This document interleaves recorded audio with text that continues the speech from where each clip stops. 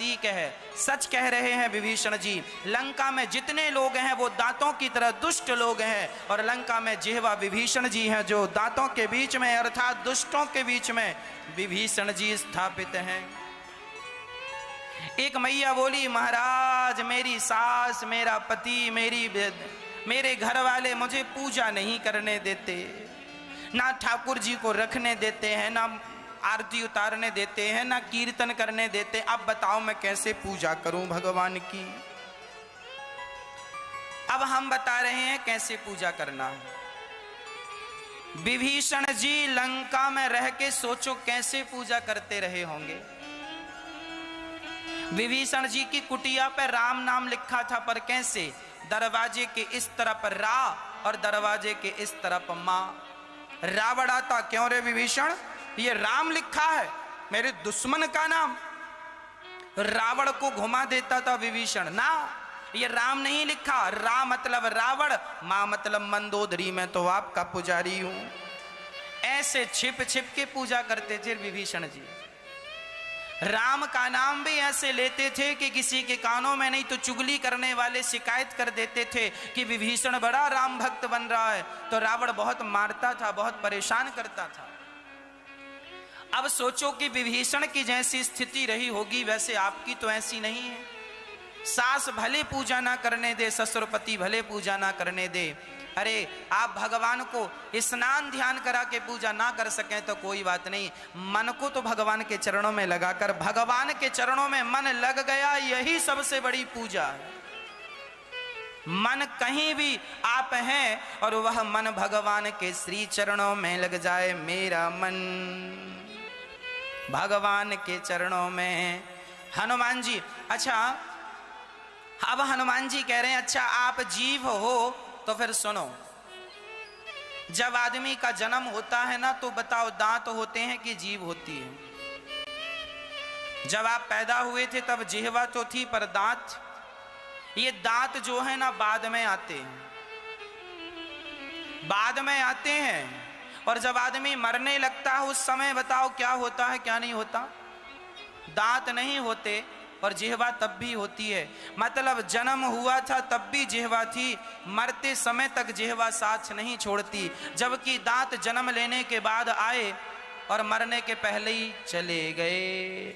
हनुमान जी कह रहे हैं जैसे जिह्वा नित्य है पर दांत नित्य नहीं है, उसी प्रकार हनुमान जी कह रहे हैं विभीषण जी, ये रावण और रावण की सेना यह नित्य नहीं है, पर मैं विश्वास से कहता हूं आप राम जी की शरण में जाएंगे तो आप नित्य के लिए लंकापति बन जाएंगे। जिह्वा अखंड है, ऐसे विभीषण जी की सत्ता अखंड हो जाएगी यदि राम शरण में पहुंच जाएंगे तो। तात कवहु मोहि जानी अनाथा, करे हहि कृपा भानुकुल नाथा।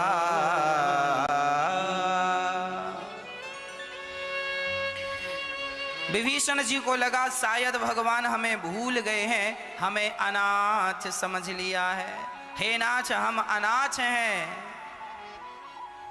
तब हनुमान जी ने कहा सुनो, कोई अनाथ नहीं, जिसके नाथ जगन्नाथ हो, भला वो अनाथ कैसा हो सकता है? हाँ, नाथ मेरा कोई नहीं है राम के सिवा, तामस तनु कछु साधन नाही। मेरा शरीर तामसी है, कोई भक्ति का साधन भी मैं नहीं जानता। प्रीति न पद सरोज मन माही, राम जी के चरणों में मेरा प्रेम भी नहीं है। विभीषण जी हनुमान जी से कहते हैं कि बताओ मुझे राम जी कैसे मिलेंगे, ना तो मैं भक्ति करना जानता ना प्रेम करना जानता, परंतु अब मोहि भा भरोसे हनुमंता, बिनु हरि कृपा मिलहि नहीं संता। अब यहां देखना एक बात स्पष्ट है कि विभीषण को हनुमान जी मिल गए और हनुमान जी को विभीषण जी मिल गए। विभीषण को तलाश किसकी थी? जोर से बोलो। विभीषण जी को तलाश किसकी थी? और हनुमान जी को तलाश किसकी है? विभीषण जी राम जी की तलाश में है और हनुमान जी सीता की तलाश में है। हनुमान जी को सीता तब मिली जब विभीषण मिले, और विभीषण को राम तब मिले जब हनुमान जी मिले। मतलब बिना संत के दर्शन के भगवंत का दर्शन हो नहीं सकता। संत का दर्शन पहले होगा, बाद में भगवंत मिलेंगे। इसलिए गुरु पहले, भगवान बाद में। हनुमान जी को सीता नहीं मिली तब तक जब तक विभीषण जी पूरी कोशिश करके देख ली। हनुमान जी ने मंदिर मंदिर प्रतिकर शोधा, देखे जहां तहां अगणित जोधा, सब कुछ देखा, पर राम जी सीता जी को नहीं देखा। और विभीषण जी ने सब कुछ देखा पर राम को नहीं देखा। कब देखा? जब एक दूसरे को देखा। विभीषण ने राम को, विभीषण जी ने हनुमान जी को, हनुमान जी ने। ये दोनों संत हैं। ये दोनों, जब तक संत का दर्शन नहीं होता तब तक भगवंत का दर्शन संभव नहीं है। ना तो भगवान मिलेंगे ना तो भक्ति मिलेगी। विभीषण जी को भगवान मिलने का रास्ता खुल गया और हनुमान जी को भक्ति मिलने का रास्ता खुल गया। दोनों के रास्ते तब साफ हुए जब दोनों मिले, अर्थात मिलन हुआ संतों का। हनुमान जी अब कह रहे हैं, सुनहु विभीषण प्रभु के रीति, करहि सदा सेवक पर प्रीति। ये चौपाई याद कर लो, भूल ना जाना, मैं इसको रुक के कहूंगा। ये हनुमान जी कह रहे हैं कि विभीषण राम जी उन्हीं को मिलते हैं जो सेवा करता है। सुनहु विभीषण प्रभु के रीति, करहि सदा सेवक पर प्रीति। राम जी किनको मिलते हैं? सेवक को मिलते हैं। जो सेवा करता होगा उसे भगवान मिल जाएंगे। आप किसी की सेवा करो, माँ की सेवा करो, बाप की सेवा करो, जरूरतमंदों की, गरीबों की, दीन दुखियों की सेवा करो, किसी भी प्रकार से किसी की सेवा करो। तुम सेवा करते हो और तुम राम नाम नहीं जपते हो, केवल सेवा करते हो, तो सेवा के बल पर ही तुम्हें भगवान की प्राप्ति हो जाएगी। सेवा ही भक्ति है। इसलिए ये दास अनिरुद्ध जानता है कि भगवान कैसे मिलेंगे। मैं माँओं की सेवा करता हूँ। यहाँ गौरी गोपाल वृद्धाश्रम में माताएं रहती हैं ना, लगभग 180 माताएं जिनके बच्चों ने घर से निकाल दिया है, प्रताड़ित किया है, कष्ट दिया है, वह माताएं यहाँ बड़ी आनंद पूर्वक रहती हैं और उन सभी माँओं की सेवा ये दास अनिरुद्ध करता है। मैं जानता हूँ कि मैं अपने साथ कुछ लेकर नहीं जाऊंगा। भगवान को तपस्या करके भी प्रसन्न इस कलयुग में नहीं किया जा सकता, पर सेवा करके भगवान को प्रसन्न किया जा सकता। ईश्वर को प्रसन्न करना है तो सेवा कीजिए। इसलिए हर बेटा अपनी माँ की सेवा करे, हर बेटा अपने पिता की सेवा करे। तुम सेवा करो अपनी माँ की, बस इसी से भगवान रीझ जाएंगे। कुंडलीक नाम के भक्त महाराष्ट्र में, जहां आज पंढरपुर, जहां विट्ठल नाथ जी विराजमान है, एक्चुअली वहां पर जहां विट्ठल नाथ जी का मंदिर है वहां किसी भक्त का घर हुआ करता था। उस भक्त का नाम था कुंडलीक। वह कुंडलीक अपने माँ की इतनी सेवा करता था। अच्छा, पहले ये सेवा नहीं करता था, पहले अपनी पत्नी के कहने से चलता था। इसका विवाह हुआ तो इसकी पत्नी में यह आसक्त हो गया। एक ही बेटा था अपने माता पिता का, माँ बाप भी बड़ा प्यार करते थे। बुढ़ापा जब आया तो माँ बाप ने बेटे का विवाह कर दिया। एक लड़की आई घर में और वो अपने तरीके से रहने लग गई।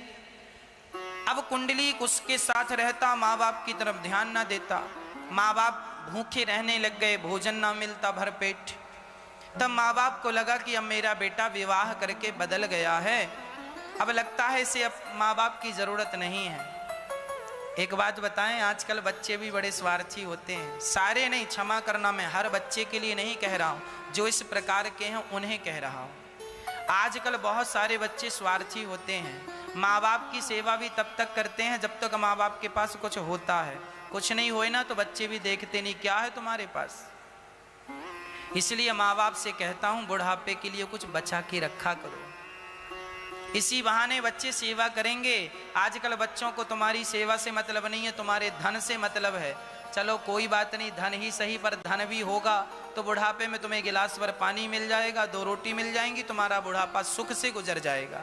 कुछ नहीं रहेगा तो कहीं तुम्हें दर दर की ठोकर ना खानी पड़ जाए। इसलिए हम आपको सावधान कर रहे हैं, है ना।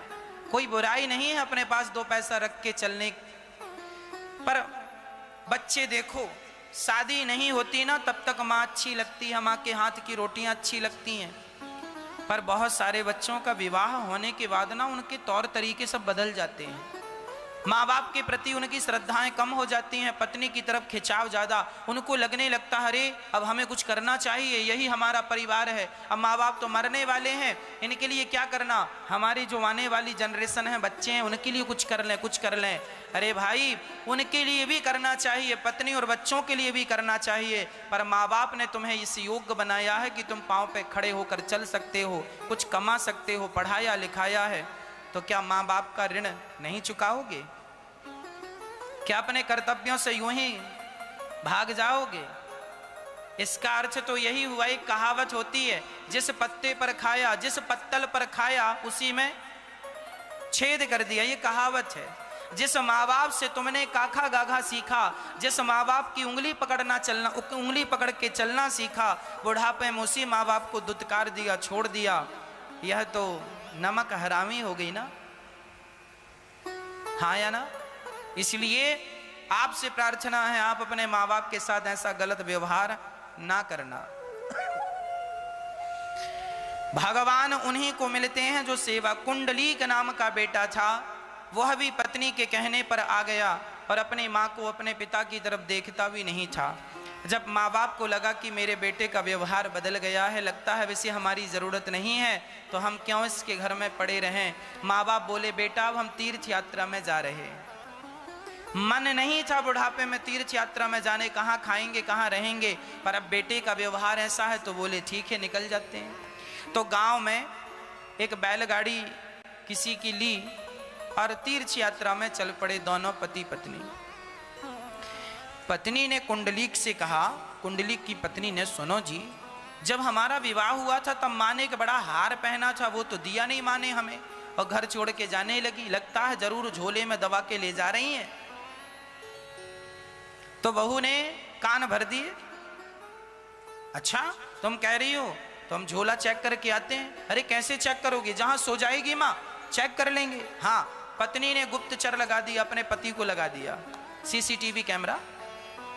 अब जहां माँ बाप सोए सो कुंडली छिप छिप के माँ बाप को देखे कि झोले का मौका मिले तो झोले में जाके हाथ डाले, पर माँ बाप तकिया बना के रखते थे झोले को सिर के नीचे, अब मौका ना मिले। चलते चलते 15 दिन बाद उनकी यात्रा काशी पहुंच गई। काशी में दोनों बूढ़े माता पिता ने स्नान किया गंगा जी में, गंगा मैया में प्रणाम किया और रात्रि को कुछ मिल गया, प्रसाद पाया और वहीं गंगा माँ के तट पर सीढ़ियों पर दोनों पति पत्नी सो गए, झोले को सिर के नीचे रख के। उसमें ज्यादा कुछ नहीं था, सिर्फ कपड़े थे पहनने के। अच्छा, वो सो रहे हैं। अब कुंडलीक ने देखा कि रात्रि को 3 बजे और 4 बजे के पहले एक सांवली सी कन्या निकलती है गंदे से कपड़े पहनकर, और वह कुंडलीक के माता पिता के पास आती है। और कुंडलीक के माता पिता सो रहे थे, उनका दर्शन करते ही वह कन्या बिल्कुल सफेद हो गई, सुंदर हो गई, वस्त्र स्वच्छ हो गए और वह वापस जाने लगी। तो कुंडलीक ने पकड़ लिया, ए देवी रुको, तुम कौन हो, अपना परिचय दो। और मेरे माता पिता के सामने आप आई और बिल्कुल साफ सुथरी हो गई, जब आई तो गंदी थी, कौन हो आप? तब उस स्त्री ने कहा, बेटा मेरा नाम गंगा मैया है। अच्छा, आप गंगा मैया हैं? हाँ। तो फिर आप आई थी तब तो सांवली थी और मेरे माँ बाप को देखकर आप गोरी हो गई, स्वच्छ कपड़े हो गए, क्यों? बेटा जब से तू गंगा के किनारे आया है ना, तब से मैं गंदी हो गई थी। तूने कल स्नान किया है ना मुझ में, कल तू गंगा में नहाया है ना, और 2 दिन से नहा रहा है। हाँ, बोले तेरे स्नान करने से मैं गंदी हो गई हूँ, क्योंकि तुम जैसे अभागे बेटे जो अपनी माँ की सेवा तो करते नहीं है और माँ पे संदेह और करते हो, तुम जैसे बेटे जब गंगा में पांव रखते हैं ना, तो तुम जैसे पापियों के स्पर्श से मैं अशुद्ध हो जाती हूँ, और तुम्हारे माता पिता बिल्कुल निर्मल है, ऐसे निर्मल भक्तों का दर्शन करके मैं पवित्र हो जाया करती हूँ। इसलिए तुम जैसों का दर्शन हुआ और तुम जैसों का स्पर्श हुआ, इसलिए मैं गंदी हो गई, पाप ज्यादा हो गया, और तुम्हारे माँ बाप को देखने से मेरे पाप धुल गए। गंगा के भी पाप धुलते हैं भक्तों का दर्शन करने से। राम तेरी गंगा मैली हो गई, पापियों के पाप धुलते धुलते। तुम जैसे पापियों के पाप धुलते धुलते मैं गंदी हो जाती हूँ, जो माँ बाप की सेवा तो करते नहीं हो, 2 रोटी तो खिलाते नहीं हो, और माँ बाप पर आक्षेप और लगाते हो, आरोप और लगाते हो।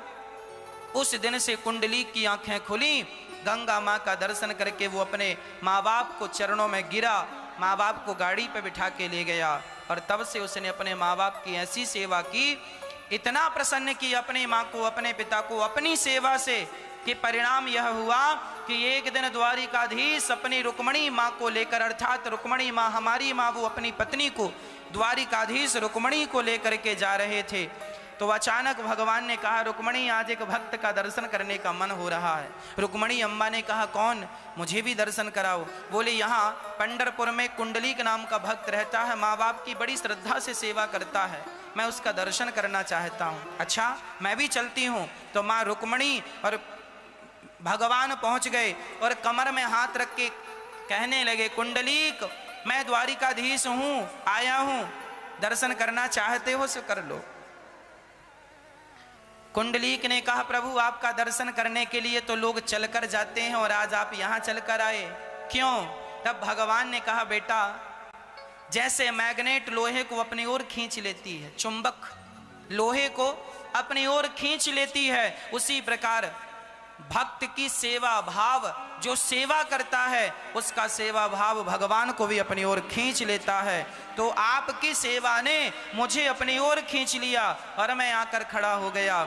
माँ बाप को सुलाकर कुंडलीक आए और भगवान के चरणों में प्रणाम किए। भगवान ने कहा, बेटा तुम हमसे कुछ मांग लो, हम तुम्हें कुछ देना चाहते हैं। कुंडलीक ने कहा, हे विठ्ठल, अब मैं यही चाहता हूं कि जैसे आपने मुझे दर्शन दिया, ऐसे आने वाले भक्तों को दर्शन देकर उन्हें कृतार्थ करते रहना, मैं यही चाहता हूं, ऐसे ही खड़े रहना। तब से लेके आज तक पंडरीनाथ कमर में हाथ रख के विठ्ठलनाथ जी आज भी पंढरपुर में खड़े हैं, आज भी खड़े हैं। ये हैं पंडरीनाथ जिन्हें हम विठ्ठल भगवान कहते हैं। आज भी ये खड़े हैं कमर में हाथ रख के। किसके लिए खड़े हैं? सेवा करने वाले भक्तों के लिए खड़े हैं। इसलिए कहता हूं कि मैं देखो यज्ञ जप तप पूजा पाठ कुछ ना जानता हूं, पर मैं माँओं की सेवा करना तो जानता हूं ना। यदि मैं इतना भी जान जाऊं और इतना ही कर लूं तो भी मेरा बेड़ा पार हो जाएगा। बिना यज्ञ के, बिना जप के, बिना तपस्या के, साधु संत जो तपस्या करके गति पाएंगे, वही गति हम माँ बाप की सेवा करके प्राप्त कर सकते हैं। यह गृहस्थों की सबसे बड़ी भक्ति है। क्या भगवान श्री राम ने क्या अपने माँ बाप की सेवा आज्ञा का पालन नहीं किया? 14 साल वनवास रहे, किसकी आज्ञा से? कौन बेटा इतना कष्ट उठाएगा? अरे माँ बाप की आज्ञा क्या राम जी ने नहीं मानी? अरे राम जी भी भगवान तब बने हैं जब उन्होंने अपने माँ बाप की सेवा की है, आज्ञा का पालन किया। इसलिए तुमसे कुछ ना होए, मंदिर ना जाओ, कीर्तन भले ना करो, नाम मत जपो, पर माँ के चरण तो दबा सकते हो, माँ से हालचाल तो पूछ सकते हो, माँ तुम कैसी हो, आज तुमने कुछ खाया? यहाँ 180 माताएं रहती हैं भक्तों में, रोज माँओं के पास जाता हूँ, रोज नियम से। एक भी दिन नागा नहीं हुआ, पूछ लेना माँओं से जाके, एक भी दिन का नागा नहीं हुआ। हाँ किसी दिन बीमार पड़ गया, उस दिन भले नहीं गया, बाकी कंटिन्यू रोज जाकर हर माँ से, प्रत्येक माँ से पूछने का प्रयास रहता है, माँ सब ठीक है? भोजन समय से आ रहा है? भोजन आपने किया? भोजन में मिर्ची ज्यादा तो नहीं थी, कम तो नहीं थी? यहां कोई तकलीफ तो नहीं है, आपका स्वास्थ्य तो अच्छा है। सारी बातें हम रोज स्वयं करते हैं, किसी के भरोसे सेवा को छोड़ते नहीं हैं। बेटा अपनी मां को पत्नी के भरोसे छोड़ देता है। मां तुम्हारी है, पत्नी के भरोसे तुम क्यों छोड़े हो अपनी मां को? तुम ही पूछा करो ना एक 5 मिनट बैठ के कि मां तुम कैसी हो। तुम पत्नी से पूछ लेते हो मां ठीक है, पत्नी ने कहा अच्छी है मां, पत्नी ने कह दी अच्छी है, आपने मान लिया। वो अच्छी, तुम्हारी पत्नी भी अच्छी है, बुरा नहीं कह रही है, पर तुम जाके बैठोगे ना तो तुम्हारी मां को ज्यादा अच्छा लगेगा। तुम उसके पांव में बैठोगे, चरण दबाओगे, पूछ लोगे हाल चाल मां के पास बैठकर, मां को अच्छा लगेगा। अरे बुढ़ापे में तुम्हारे लिए ही तो जिंदा है, जो सांसें हैं वो तुम्हारे लिए ही तो हैं। अब सेवा करो, तुम्हारी सेवा, तुम्हारा मलमूत्र धोया था ना मां ने बुढ़ा जब तुम बच्चे थे। अब तुम्हारी बारी आई से तुम भागने लगे ना, मां की सेवा नहीं करेंगे। वाह, भगवान पकड़ के उल्टा लटका के जब हंटर मारेंगे तब तुम्हारी अक्कल आएगी। ईश्वर के घर देर है, अंधेर बिल्कुल नहीं है, बचेगा कोई नहीं। मां ने तुम्हारा मलमूत्र धोया है, तुम्हारी सेवा की है, तुमसे प्यार किया है मां ने, और तुम सेवा में भाग रहे हो। मां की देख रेख खुद करना चाहिए। एक बेटे ने कहा महाराज जी मैंने मां की सेवा के लिए नौकर चाकर लगा दिए। हमने कहा अच्छा, तो पत्नी से प्यार करने के लिए भी 2-4 नौकर लगा दिए, वही करते रहेंगे प्यार। तू बड़ा व्यस्त रहने लग गया है, पत्नी से प्यार भी वही किया करेंगे। पत्नी से प्यार खुद करेगा और मां की सेवा नौकरों से कराएगा। अच्छा है नौकर चाकर रखो मां की सेवा में, पर हाल चाल तुम खुद जाके पूछो, सेवा कैसी चल रही है, आज मां ने खाया कि नहीं। अरे मां भगवान है भाई, भगवान है, ईश्वर ही इस धरती में अवतार। लोग कहते हैं भगवान कहाँ है, तुम्हारी आंखों में मोतिया बिंद है, तो हम क्या बताएं, तुम्हारी मां चलती फिरती भगवान है, तुम इस बात को नहीं जानते तो हम क्या करें। अब हमारे बगल में राष्ट्रपति जी आके बैठ जाएं और सामान्य कपड़ों में टॉवेल लपेट लें और ऊपर से गमछा डाल लें और सिंपल स्वरूप में आके बैठ जाएं, और हम आपसे कहें ये राष्ट्रपति जी। अरे महाराज जी राष्ट्रपति जी ऐसे छोड़िए। अरे भाई यही है, रूप बदला है। मोदी जी की दाढ़ी मूछ है, मोदी जी दाढ़ी मूछ कटवा के आ जाए, सेविंग करवा के बगल में बैठ जाएं और कहें हम कि ये मोदी जी हैं, तो आप मानेंगे नहीं ये मोदी जी हैं। हमने तो इन्हें दाढ़ी मूछ में देखा है, अब बिना दाढ़ी मूछ के देखते हैं तो पहचान नहीं पा रहे। जैसे रूप बदल के एक आदमी ही आपके पास आकर बैठ जाए ना, तो थोड़ी देर के लिए आप ही नहीं पहचानोगे। उसी तरह जो तुम्हारी माँ है वह परमात्मा का दूसरा स्वरूप ही है, पहचान लो, पहचान लो। वह माँ भगवान ही, ईश्वर का ही ये दूसरा रूप है, ईश्वर का ही दूसरा रूप है। अभी मैं आपके सामने चंदन वंदन लगा के बैठा हूं, बाल खोल के, अब मैं बाल बांध करके चंदन पहुंच करके आपके पास आऊं तो 2 मिनट के लिए आप ही मुझे नहीं पहचानेंगे। मैं टोपी लगा के आ जाऊं आपके सामने, चश्मा लगा के आ जाऊं, आप नहीं पहचानेंगे मुझे। हाँ या ना, हाँ या ना, नहीं पहचानेंगे। आप मास्क लगा के आते हैं, नहीं पहचाना जाता कि ये कौन है। जब मास्क उतारते अच्छा आप हैं, मतलब आप ही हैं, परंतु आपने अपना गेटअप बदल लिया, रूप बदल दिया तो पहचान नहीं हो रही है ना। हाँ या ना। उसी तरह ईश्वर का जो स्वरूप है वही स्वरूप हल्का सा ईश्वर ने चेंज किया, माँ बनकर आए, वही है। अब तुम कहते हो भगवान कहाँ है, तुम्हारी माँ तो भगवान है। अब तुम ना मानो तो हम क्या करें, तुम्हें नहीं दिखे तो हम क्या करें। माँ खाती है ना, तो ये ना सोचा करो कि माँ खाती है, अरे वो माँ नहीं खाती, माँ के रूप में भगवान खा रहे हैं। माँ हंसती है तो माँ नहीं हंसती, माँ के रूप में भगवान हंसते हैं। माँ खाएगी तो भगवान के पेट में जाएगा, माँ हंसेगी तो वो भगवान की हंसी होगी। इसलिए माँ ईश्वर से कम नहीं है। पर अब ये बात किसे समझाएं, कैसे समझाएं, यही तो कठिन है। इसलिए इतना समझ लो, ये लिखा है, सुनो विभीषण प्रभु के रीति, करहि सदा सेवक पर प्रीति। भगवान सदा उनको अपनाते हैं जो सेवा से जुड़े हैं। इसलिए आपसे कहा करता हूं, हनुमान जी कह रहे हैं प्रात ले जो नाम हमारा, ते ही दिन ताहि न मिले हारा। हनुमान जी कहते हैं जो सवेरे सवेरे मेरा नाम लेता है उसे भोजन नहीं मिलता। क्या ये बात सत्य है? यदि सत्य नहीं है तो लिखी क्यों गई? इसका अर्थ क्या है? इसका अर्थ यह है भक्तों, सवेरे सवेरे हनुमान जी का कोई नाम ले तो ऐसा बिल्कुल नहीं है कि उसे भोजन नहीं मिलेगा। हनुमान जी यह कह रहे हैं, अपने आप को इतना छोटा बता रहे हैं कि देखो, जबकि हनुमान जी का नाम लेने से कोई भूखा नहीं रहता। सवेरे से आप हनुमान जी का नाम लीजिए, सवेरे सवेरे हनुमान चालीसा का पाठ कीजिए, आपका कल्याण ही होगा। हनुमान जी का ये बड़प्पन है। जैसे आप किसी से कहें कि मैं बहुत अधम हूं।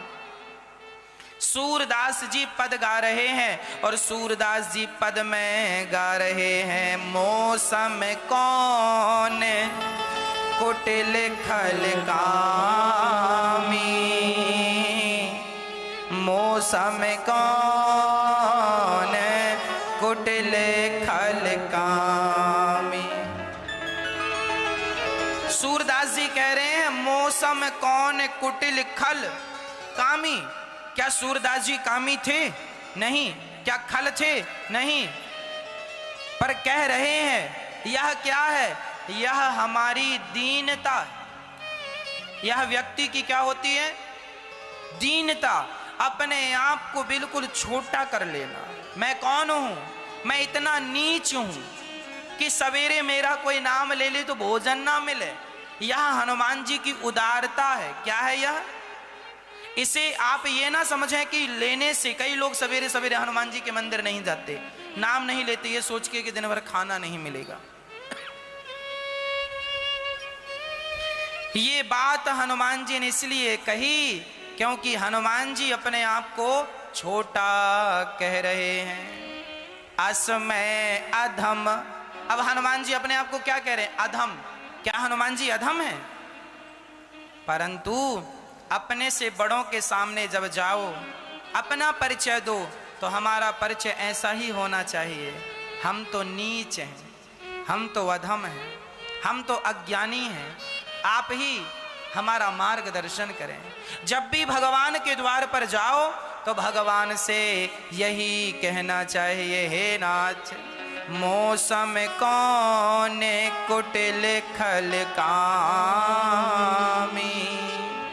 मेरे जैसा कौन अधम होगा? मैं अज्ञानी हूं, अधम हूं, नीच हूं, कपटी हूं। इसलिए दास अनिरुद्ध ने भी अपना परिचय लिखा है। एक दिन हम बैठे थे तो हमें लगा हमें भी जरा अपने बारे में लिखना चाहिए। आपने अपने बारे में कुछ लिखा कि नहीं? हमने अपने बारे में कुछ लिखा है। हमने अपने बारे में क्या लिखा आपको सुना है? हमने अपने बारे में लिखा, जब हनुमान जी अपने को कह सकते हैं कि मैं अधम हूं तो मैंने भी अपने बारे में कुछ लिख दिया। ये लाइनें जो आपको सुना रहा हूं इस दास अनिरुद्ध ने ही लिखी और यही मेरा परिचय है। मैं अपना परिचय दे रहा हूं। अपराधी हूं, खल कामी हूं, कपटी हूं, मैं अज्ञानी हूं। मुझ में इतने विशेषण हैं, मुझ में इतनी विशेषताएं हैं। कितनी विशेषताएं? पहली विशेषता, मैं अपराधी हूं। मैंने अपराधों में पीएचडी कर रखी है। अपराधी हूं, खल खल, मैं खल दुष्ट हूं, अर्थात मैंने दुष्टता में भी पीएचडी कर रखी है। ये दूसरा विशेषण है। मैं ऐसा हूं, जरा सुनिएगा। अपराधी हूं, खल कामी हूं, मैं कामी भी हूं एक नंबर का। अर्थात वासनाओं ने इतना परेशान किया है कि वो जीने नहीं देती हैं। कामी हूं, इसमें भी पीएचडी है। तीन विशेषताएं हैं। अपराधी हूँ, खल कामी हूँ और कपटी हूँ, मैं अज्ञानी हूँ। पांच लक्षण हैं, देख लो, विशेषण विशेषताएं। खल और कपटी हूँ, अज्ञानी हूँ। अपराधी, खल, कामी, कपटी, अज्ञानी, ये 5 बुराइयां मेरे भीतर हैं। तो मैं जब भी भगवान के सामने जाता हूं, मैं पहले अपना परिचय रख देता हूं कि प्रभु मैं ऐसा हूं, अब आप स्वीकार कर लो, नहीं तो बाद में ये ना कहना हमें बताए नहीं। मैं देखो ऐसा हूं, जैसा हूं आपका हूं बस। अब इससे अच्छा मैं नहीं हो सकता, क्योंकि मैं सांसारिक तुच्छ प्राणी हूं। मैंने बहुत कोशिश की कि मैं काम को जीत लूं, क्रोध को कंट्रोल कर लूं। ना तो काम वासना ही कंट्रोल में आ रही है, ना क्रोध ही कंट्रोल में आ रहा है, ना लोभ ही कंट्रोल में आ रहा है, ना अहंकार ही कंट्रोल में आ रहा। इसलिए नाथ, अब मैं इन्हें ठीक करना नहीं चाहता। मैं जैसा हूं आपके पास आ जाता हूं, आप ही मुझे ठीक कर दीजिएगा। क्योंकि अब आप करेंगे तो, जैसे गाय का बछड़ा बिल्कुल गंदा होता है, पर गाय स्वयं उसे चाट चाट करके निर्मल करती है, वो अपने से निर्मल नहीं हो सकता, उसमें काबिलियत ही नहीं है। उसी प्रकार मैं बछड़ा हूं जो इस विषय वासनाओं से भीगा हूं। यदि मेरी माता अर्थात गौ माता अर्थात मेरे भगवान मुझे निर्मल करना चाहें तो मैं निर्मल हो सकता हूं, नहीं तो मैं निर्मल नहीं हो सकता। मेरा परिचय है ये लाइनें हमने स्वयं ने लिखी हैं, ये दास अनिरुद्ध ने आपको बताने के लिए। कभी आप पूछते हैं ना, महाराज जी आप कौन हैं, कैसे हैं, क्या है, तो ये मेरा परिचय है ना। अपराधी हूँ, खल कामी हूँ, कपटी हूँ, मैं अज्ञानी हूँ। परंतु में हमने ये भी कहा है, नाथ जैसा हूँ मुझे छोड़ के मत जाओ, मुझे छोड़ के मत जाओ, गोविंद चले आओ, गोविंद चले आओ, गोपाल चले आओ, गोविंद चले आओ, गोपाल चले आओ, गोविंद चले आओ, गोपाल चले आओ। यह मेरा अपना परिचय है। हनुमान जी भी देखो ऐसा ही कुछ परिचय दे रहे हैं। हनुमान जी कह रहे हैं, असमय अधम, अधम है नहीं पर बड़प्पन है। आप अपने आप को जितना छोटा कहेंगे आप उतने बड़े कहलाएंगे। असमय अधम सखा सुनो, मोह पर रघुवीर, कीन्ही कृपा सुमरी, गुण भरे बिलोचननी। हनुमान जी कह रहे हैं, मुझ जैसे अधम बंदर पर राम जी ने कृपा की। ये कहते कहते हनुमान जी रोने लगे। राम जी इतने दयालु हैं कि इंसानों पर क्या, हनुमान जी कह रहे हैं, विभीषण आप तो मनुष्य हो और जात के ब्राह्मण हो, हम तो जात के बंदर थे, पर फिर भी राम ने हम पर कृपा की, तो आप पर क्यों नहीं करेंगे। राम जी बड़े दयालु हैं। हे राम तुम बड़े दयालु हो, बड़े दयालु हैं। अब हनुमान जी ने विभीषण जी से पूछा, माँ कहाँ है। पूरी जुगत विभीषण सकल सुनाई, पूरी बात सुनाई। और जाकर हनुमान जी देखे तो वहां अशोक वाटिका में एक वृक्ष था, अशोक का। वहां पर हनुमान जी पेड़ पर चढ़ गए और माता सीता को देख रहे हैं। माता सीता क्या कर रही हैं, निज पद नयन दिए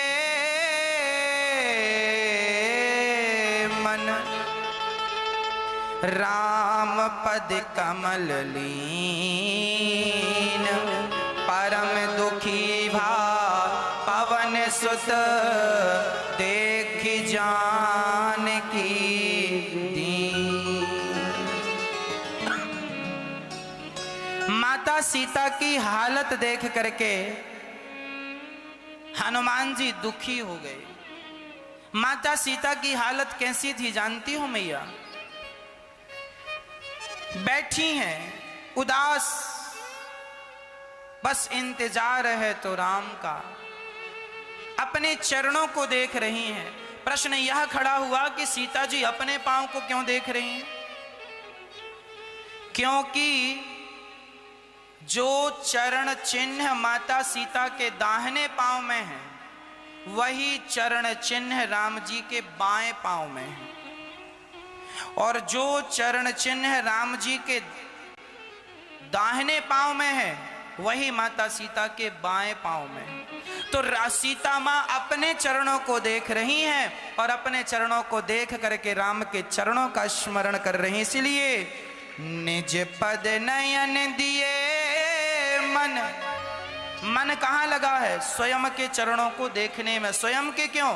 क्योंकि स्वयं के चरणों जैसे राम के भी चरण हैं, तो इन चरणों से उन चरणों का संबंध है, इसलिए उन चरणों का दर्शन माता सीता कर रही हैं। आपको पता है भगवान के चरणों में क्या क्या है? भगवान के चरणों में शंख, चक्र, गदा, पद्म, ध्वजा, मत्स्य, यह निशान है। आप रोज सवेरे उठकर भगवान के चरणों का चिंतन जरूर किया करें।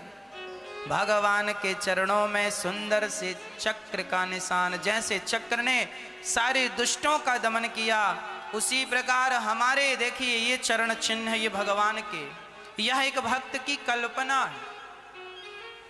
भगवान के चरणों में देखो अंगूठे के नीचे चक्र और शंख बने हुए हैं। जो शंख भगवान के इस पांव में है, वही निशान माता जानकी के इस पांव में, और चक्र इस पांव में राम जी के है, तो यह सीता मां के उल्टे पांव में है। ध्वजा भी है, कमल भी है, सारे मत्स्य मछली भी है, सब कुछ भगवान के चरणों में समाया हुआ। इसलिए सदा भगवत चरणों का चिंतन करते रहना चाहिए, सदा भगवान का चिंतन। माता सीता बड़ी दुखी थी। अब हनुमान जी किसका दुख मिटाने गए? तरु पल्लव महू रहा लुकाई, कराई विचार करो का भाई। सीता हनुमान जी अपना मुंह लुकाए बैठे हैं वहां पर, और वही उसी क्षण सवेरा हुआ और तब रावण वहां आ गया। तेहि अवसर रावण तह आवा, संग नारी बहु किए बनावा। विधि खल सीता ही समझावा, सावधान भय वेद दिखावा। कह रावण सुन भयानी, मंदोदरी राज सब रानी। तब अनुचरी करऊं पन मोरा, एक बार बेलोक मम मोरा। रावण वहां आया और बहुत प्रकार से माता सीता को समझाया, सीता मेरी ओर देखो। रावण बार बार यही कहता, एक बार बिलो की मम ओरा। रावण कहता है सीता से, तुम एक बार मुझे देख, एक बार मेरी तरफ देख लो। पर धन्य है भारत की नारी, यह भारत की नारी ऐसी है कि कितना भी कोई प्रेशर दे और कहे हमारी तरफ देखो, भारत की नारी ऐसी है कि अपने पति के सिवा किसी की तरफ देखती भी नहीं है। यह भारत की नारी है। इसलिए हम आपसे कहा करते हैं मेरी माँ कि आप लोग किसी की तरफ ना देखा करो। हाँ, बिल्कुल किसी की तरफ देखने की, अपने पति और अपनी पत्नी की तरफ बस देखा करो। पत्नियां पति की तरफ देखें और पति जन पत्नियों की तरफ देखें, इसके सिवा कहीं और ना देखना, नहीं तो नुकसान हो सकता है। रावण बोल रहा मेरी तरफ देखो। क्यों देखें तेरी तरफ, दुष्ट आदमी है तू, मेरी तरफ देखो। अच्छा रावण ये क्यों कहता है मेरी तरफ देखो? क्योंकि रावण को पता है, रावण को श्राप लगा था। एक कन्या ने रावण ने आज से बहुत समय पहले सत्यवती नाम की एक स्त्री को छेड़ा था, परेशान किया था। वह तपस्या में लगी थी, पर रावण ने सुंदरता पर मोहित होकर बाल पकड़ लिए, तो उस स्त्री ने श्राप दे दिया, जा आज के बाद तूने किसी स्त्री को उसकी मर्जी के खिलाफ उठाया तो तेरा सर्वनाश हो जाएगा। रावण चरणों में गिर पड़ा, श्राप वापस ले लो। उसने कहा वापस तो नहीं होगा, पर तू शरण में आया है तो जा, मैं तुझे कहती हूं कि जिस नारी का तू हरण करेगा उसके कारण तेरा सर्वनाश होगा, परंतु एक बार वह तेरी तरफ करुणा की दृष्टि से देख लेगी तो तू सदा सदा के लिए अमर हो जाएगा, फिर तुझे कोई मार नहीं सकता। इसलिए रावण कहता मेरी तरफ देख लो ताकि मैं अमर हो जाऊं, क्योंकि तुम्हारे हरण से मेरा सर्वनाश तो तय है। इसलिए बार बार कहता एक बार बिलो कि मम ओरा, एक बार बिलो कि मम ओरा। तब सीता जी ने तृण धरियोट कहत वैदेही सुमरी अवधपति परम सने। माता सीता ने एक तिनका उठा लिया और तिनका उठाकर कहा रावण खड़ा रह, आगे मत आना, आगे आएगा तो नाश हो जाएगा तेरा। देखिए माता सीता लंका में है, दुष्टों से घिरी हुई है, फिर भी वह अपना धैर्य नहीं छोड़ रही है, वह मर्यादाओं का पालन कर रही है। तिनका, ये तिनका कौन है? तिनका कहते हैं कि स्त्री किसी पुरुष से बात करे तो दोनों के बीच में कोई पर्दा होना चाहिए। क्या होना चाहिए? पर्दा जरूरी है। पतिव्रता स्त्री के बारे में लिखा है किसी दूसरे पुरुषों के सामने खिलखिला के हंसा ना करो, यूं बातें ना किया करो, हंसी मजाक पर पुरुष से नहीं करना चाहिए। हाँ, सीता मां तिनका लेकर कह रही हैं ये पर्दा, सीता मां के शरीर में एक ही कपड़ा है, अब वो पर्दा किसका करें, इसलिए तिनका। अच्छा ये तिनका कहां से पैदा हुआ? जमीन से। और सीता मां कहां से पैदा हुई? जमीन से। तो इस रिश्ते में ये तिनका सीता मैया का भाई हो गया। इसलिए मां कहती है मेरा भाई संग है, मुझे अकेला समझने की जरूरत नहीं है। तृण धरियोट कहत वैदेही सुमरि अवधपति परम सनेही। सुनो दस मुख खग्योत प्रकाश। हे दशानन सुन, देखो सीता मां कितने ताकत से बोल रही है। हे रावण सुन, तू जुगनू है, जुगनू, और राम सूर्य है। देखो जरा मैं बहनों को समझाऊं, माता सीता का यह चरित्र पढ़ा करो। माता सीता कह रही है दुष्ट सठ सूने हरियाणे मोही, अधम निलज्ज लाज नहीं तोही। अरे मूर्ख, अपने आप को बड़ा मर्द कहता है, और जब मेरे राम लक्ष्मण नहीं थे तब मुझे चोरी से उठा लाया, तेरी लंका में झूठी सान लेके बैठा है। अरे जरा राम के सामने मुझे लेके आता तो मैं जानती, चोरी से उठा के ले आया, तू चोर है, चोर। अब रावण भड़क गया। देखिए स्त्रियों को पुरुषों से, दुष्ट पुरुषों से ऐसी ही बात करनी चाहिए। आप जरा ढीली पड़ जाएंगी ना मैया, तो दुष्ट लोग आप पर हावी हो जाएंगे। इसलिए आप ढीला ना पड़े, ढीली ना पड़े, अपने आप को स्ट्रांग बना के रखें, ताकतवर बना के रखें। और हर परिस्थिति का आप गंभीरता से सामना कर पाएं, अपने आप को इस प्रकार की ट्रेनिंग दीजिएगा, अपने आप को ऐसा तैयार कीजिएगा, हर समय के लिए आप तैयार हों। आपकी बेटियों को मैं आपसे पहले भी कह चुका हूं, अपनी बेटियों को जरा तलवार चलाना सिखाओ, अपनी बेटियों को लाठी चलाना सिखाओ। हाँ, ये हमारी बहन बेटियां पाउडर लगा के लिपस्टिक रख के चलती हैं पॉकेट में। ये लिपस्टिक रख के और पाउडर रख के चलने की जरूरत नहीं है, तुम तलवार रख के चला करो। कभी तुम पे संकट आए तो अपनी सुरक्षा कर लो। लिपस्टिक रख के चलने से तुम्हारी सुरक्षा नहीं होगी, पाउडर रख के चलने से तुम्हारी सुरक्षा नहीं होगी। आज के वातावरण में ठीक ठीक जीना चाहती हो तो अपने आप को आप ही सुरक्षित रखो, कोई नहीं रखेगा आपको। ना तुम जमाने के भरोसे ना रहना, ना सही वक्त पे पुलिस आएगी, ना सही वक्त में तुम्हारा बाप आएगा, ना सही वक्त में तुम्हारा भाई आएगा। तुम्हारा विवेक, तुम्हारा टैलेंट तुम्हारे वक्त काम आएगा। इसलिए अपने आप को अभी से ताकतवर बना के रखने में कोई बुराई नहीं है। हर लड़की को अपने आप को मजबूत बना के चलना चाहिए। हर लड़की तलवार चलाना जाने झांसी की रानी की तरह, और हर लड़की अपनी सुरक्षा करना जाने। तुम सुरक्षित तब होगी जब आप स्वयं अपनी सुरक्षा का संकल्प लेंगे। हमें सुरक्षित रहना है। आज के युग में जमाना तो आपको छेड़ने ही बैठा है। अब आप अपने आप को कहां कहां से बचा सकती हैं सो बचाते चलो। जमाना तो आपको परेशान करने ही बैठा है।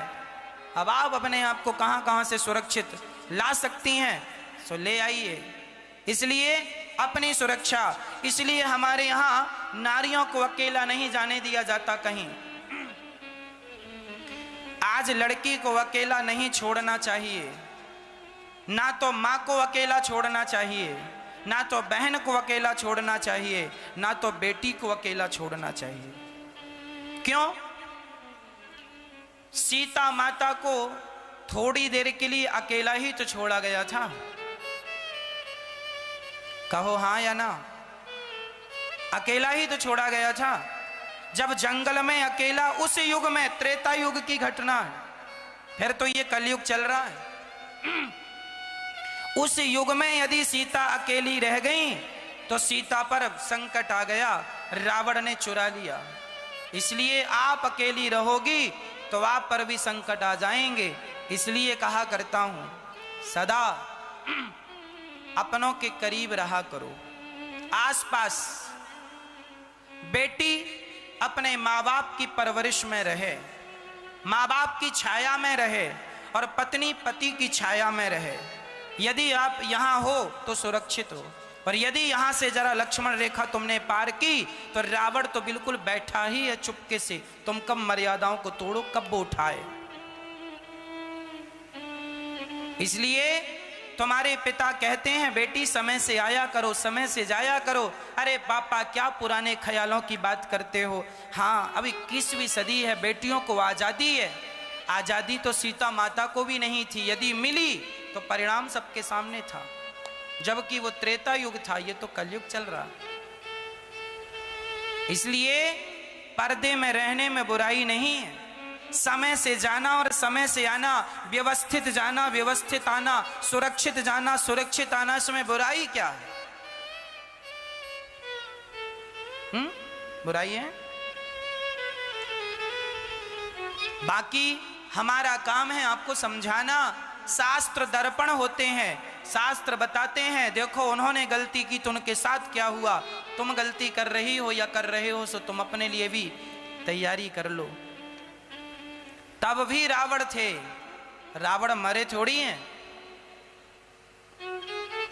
आज तब तो एक ही रावण था, अब तो हर गली में रावण। कलयुग बैठा मार कुंडली, जाऊं तो मैं कहाँ जाऊं। हर घर में अब रावण बैठा, इतने राम कहाँ से लाऊं। हर घर में अब रावण बैठा, इतने राम कहाँ से लाऊं। कलयुग बैठा मार कुंडली, कलयुग बैठा मार कुंडली, जाऊं तो मैं कहाँ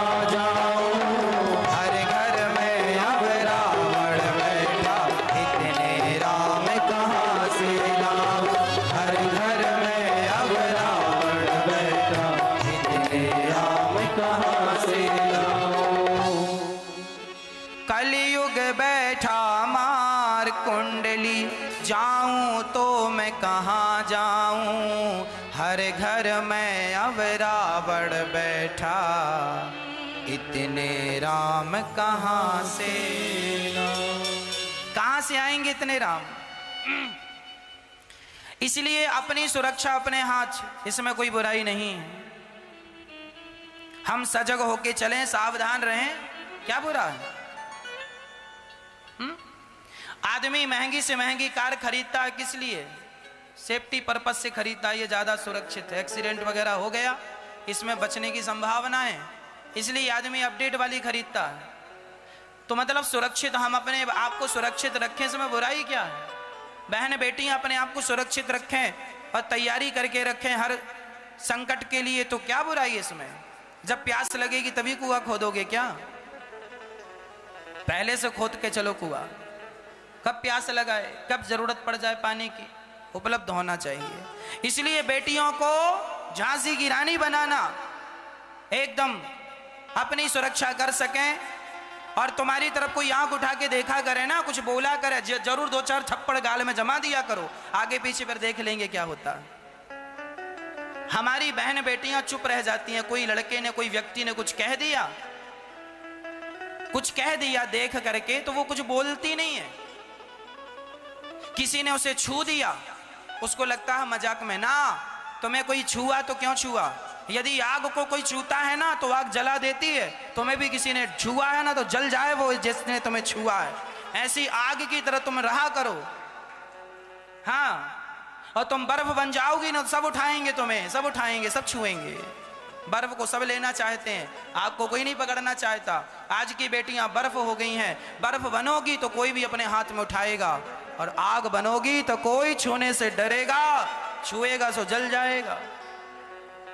बेटियां, छोटी छोटी तुम्हारी बेटी है ना, उसको ही तुम आग की तरह बनाओ, नहीं तो परिणाम आप सब जान रहे हैं।